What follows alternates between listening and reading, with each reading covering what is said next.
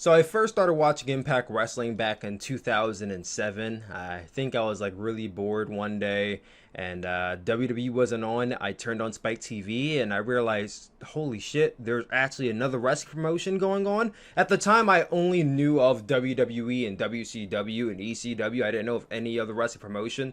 So when I discovered Impact Wrestling, I'm like, wow, all these new wrestlers, this is different. And I actually got excited and I would say for a short period of time, I was a fan of Impact Wrestling. I don't remember watching it every single week, but I do remember watching it on a consistent enough basis to know who the wrestlers are, what storylines are going on, and to be interested in the matches to come. That kind of went on from 2007 to, I would say, maybe 2012. I don't know if it was a specific event or a wrestler that just turned me off from the promotion, but I just kind of just stopped watching Impact. And I didn't really get back into it for a long time. 2018 was the year I decided I would try it again. I turned on one episode of Impact and I didn't really like it all that much, and I basically just did a review on it, tuned out for a while. I mean, over that period of time from 2012 2020, I've seen clips of Impact Wrestling shows, I've seen some matches, but I haven't actually watched the full show until 2018, and then I didn't like it, so I didn't watch it again. Now it's 2020, and here I am again, trying to watch another full-length episode of Impact Wrestling. This time with no crowd. So, let's see how this goes.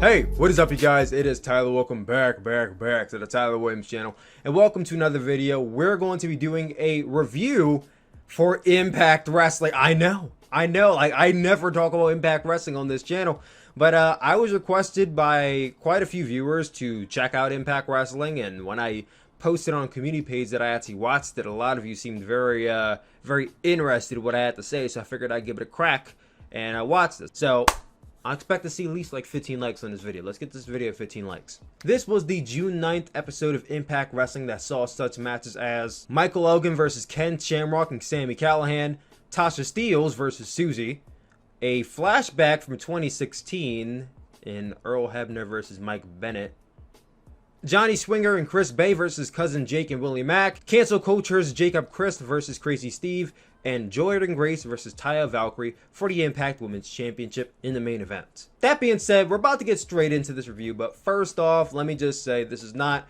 a normal review style. Once again, if you watch my NXT review I did yesterday, it's going to be similar to that, where I walk you guys through what I liked, what I didn't like, and a final verdict. I'm not going to be breaking down the match move by move and all that kind of stuff, just highlighting points of the show that I like, and if I don't mention something, it's because I really didn't care for it. I didn't feel like mentioning it.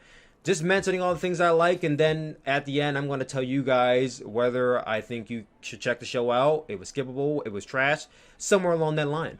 That all being said, let's get straight into the show. So what did I not like about the show? What was my main gripe with this show? And sadly, the issues outweigh a lot of the good. So I know of quite a few wrestlers on Impact Wrestling. One of those characters is Su Yung, very crazy, weird, almost like some Samara from The Ring type character, which I always found pretty interesting. However, in this show, I was introduced to Susie. Now, I have never seen any of these matches leading up to her transformation as Susie. Commentators explained it as that's her counterpart or split personality, something like that. So I was like, okay, we'll see what happens here. The match itself between her and Tasha Steelz wasn't a fan. The very dumbfounded personality she gave off and the mannerisms and wrestling style in this match kind of turned me off from it, honestly. And it didn't go too long, but I wasn't really a fan of Susie. I kind of want to see Su Yung back very soon.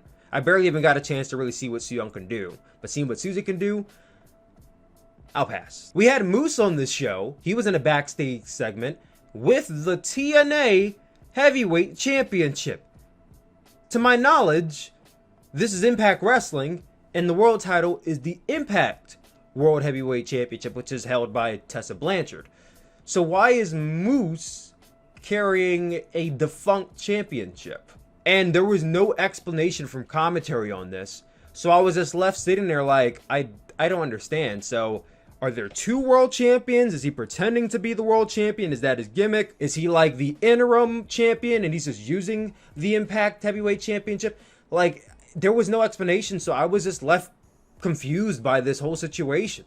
And I just had to go from there like, all right, guess we'll continue on from there and I'll just figure it out. So much like WWE was doing, and they might still be doing when we first were going through CV and they were doing old matches from their shows throughout the episodes of Raw and SmackDown, Impact Wrestling decided to slide in a flashback match from one of their shows in 2016.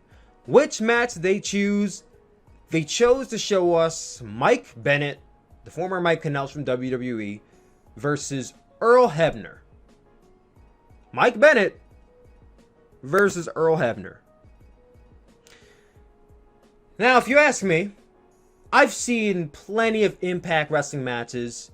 I've seen a lot of TNA wrestling matches. However, of all the ones I've seen, and a lot of the ones I probably haven't seen, why did they choose to show this match of all matches?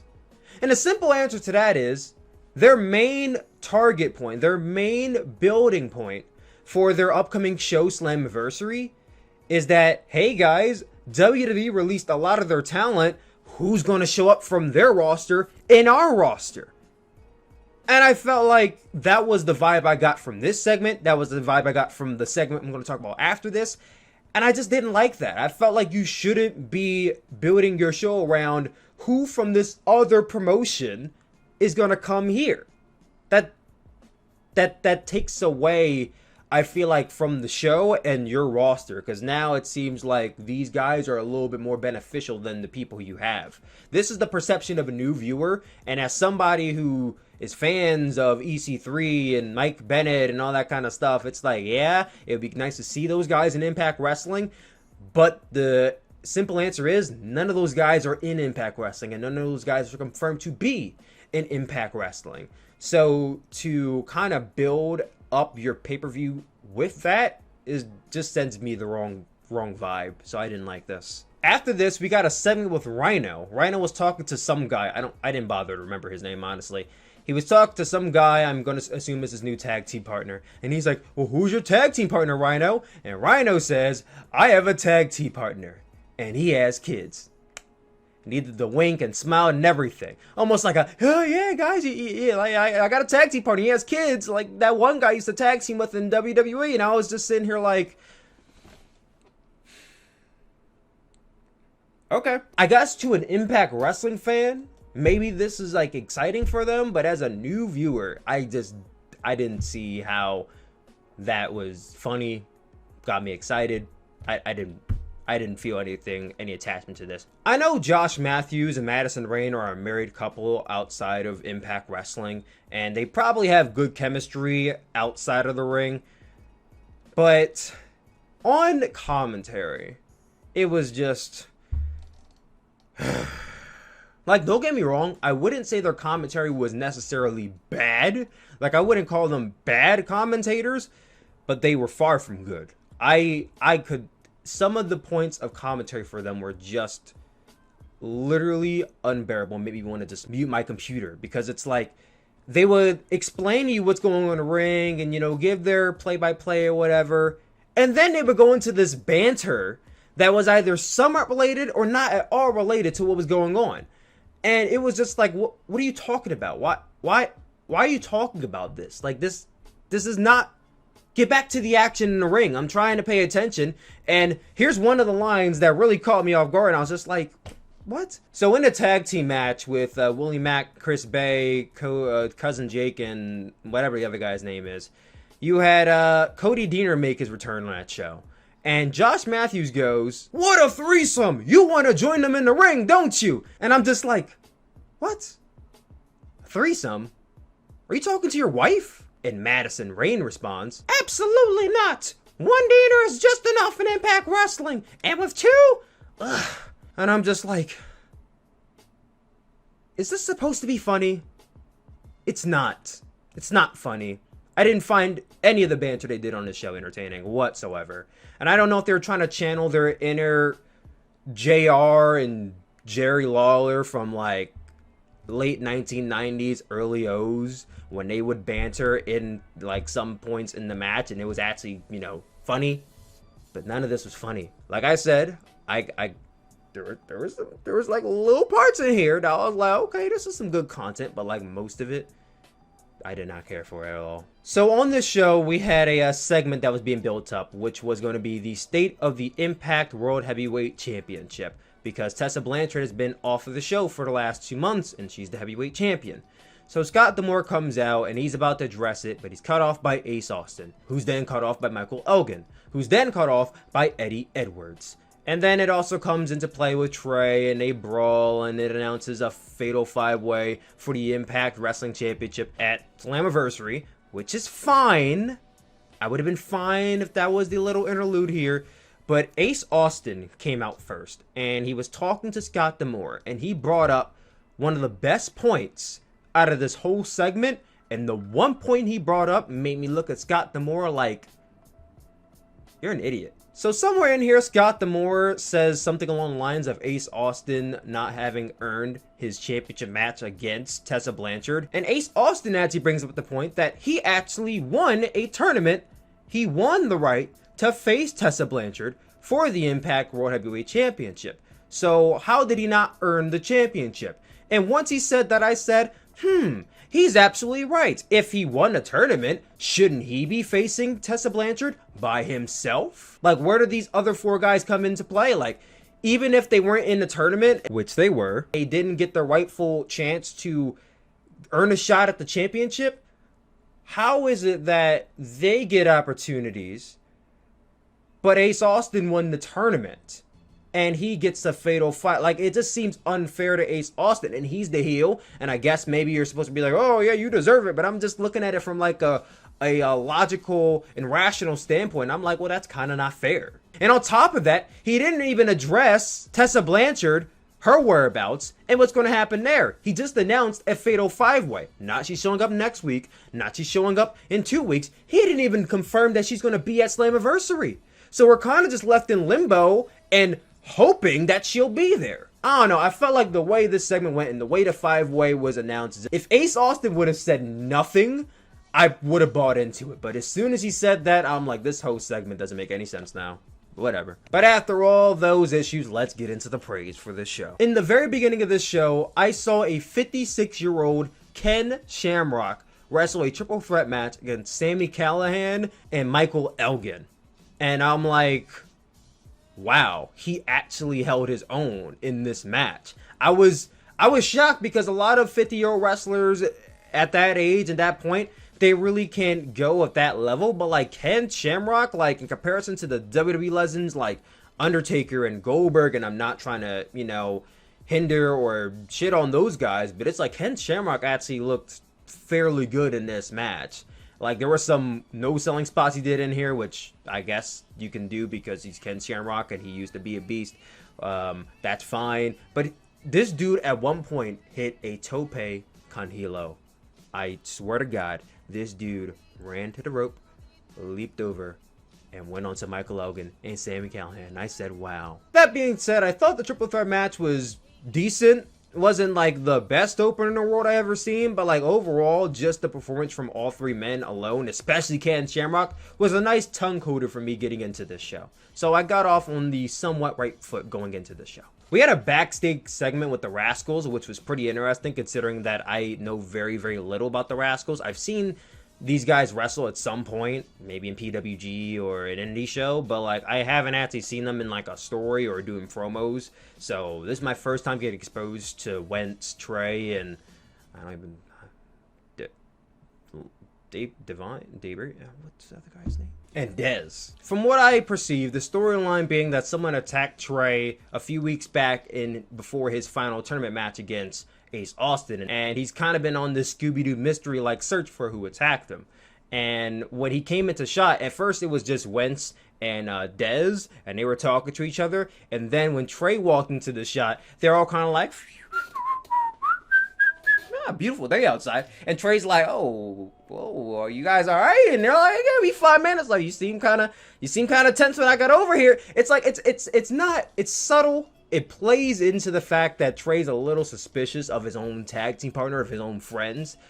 And a little dissension like that is fun and playful, and I got into that. And then you had the implementation of Josh Alexander and Ethan Page coming to shot, and they kind of played into the whole theory of, oh, maybe it was your friends, and then it made it seem like Trey perceived it as, oh, maybe you guys did, and you're just trying to blame my friends, and then they came to his aid. It was a nice segment. I think it really played up all 5 people in this role, and all 5 people I don't really know that well, and I immediately was like, okay, I like what I saw. I was genuinely excited to see Willie Mack and Chris Bay on this show. I've seen these two wrestle on the independent scene for quite a while, and not watching Impact Wrestling, I don't get to see that as often. So when I tuned in, I saw these two in a tag team match.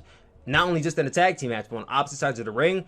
I had my attention. I was like, yes, I'm tuned in. The match itself was decent. It was fine. I wanted to see more of Chris Bay. I believe he's a heel, as to judging by the mannerisms and him not wanting to wrestle at certain points. I kind of wanted to see more of him, but from what I saw, I liked it. It was fine. Jacob Chris is now part of Cancel Culture, which is a faction led by Joey Ryan, which includes RVD and his girlfriend Katie Forbes. And he had a match with Crazy Steve. I thought it was short, sweet, to the point. I enjoyed it. And in the main event, we saw Jordynne Grace versus Tao Valkyrie for the Impact Women's Championship. And I, as an old Impact TNA wrestling fan, I know all too much that the Knockouts division has always been pretty much magnificent. When you talk about women's division in wrestling, especially in the North American territory, it's almost a slap in the face if you don't at all mention that the Knockouts division in Impact Wrestling, or more often not TNA in the earlier days, was among some of the best you'll see anywhere in the world. And here, it was a nice showcase. I thought it was a good main event. Wasn't a barn burner like Josh Matthews said it was, but it was nice. I like what I saw from these two women. I definitely am very familiar with Jordynne Grace and Taya Valkyrie. Wasn't the best I've seen from either women, but, you know, good main event. Afterwards, we saw the debut of former WWE NXT wrestler Deonna Purrazzo, who came out and attacked Jordynne Grace. And I thought it was a nice statement that she made, and it got you a little interested to see what's going to happen with the women's division. I'm still wondering about what's happening with the men's world heavyweight champion, as all of you are, but we'll see what happens then. So let's now get into the final verdict. This was my first Impact Wrestling show in 2 years, and I must say, in comparison to 2018, it felt like a completely different show. The aesthetic, the flow, pacing, even some of the roster change up just made it feel like I'm watching something that is very independent of the wrestling I see now with AEW and WWE. And for that, I gave it a plus. Like, this feels like a separate entity. I could watch this and not feel like I'm watching something I watch every other week. So yeah, and in that matter, I'll give them props. But that's almost kind of where it ends, because as I said earlier, I felt like I was very confused for a lot of this show. And yes, you can say, oh, you're a new viewer and you don't understand the storylines and you should have watched with a friend, and maybe that's all true. But at the same time, when you watch a show, especially a wrestling show with commentators whose main job is to explain to you what's going on, why you should be invested, what's going on in the ring, how this is all playing into the bigger picture, I felt like I didn't really get a good introduction into what's going on now. And as somebody who goes into wrestling shows with a fan mindset and not a immediate, I'm going to critique this show down to a T mindset, I just didn't feel like it did a very good job of explaining to me exactly why I should be interested in the show and tune in next week. It just didn't. There were some aspects of the show I liked, but at the end of the day, I walked away from this show more confused than I was anticipating the next show.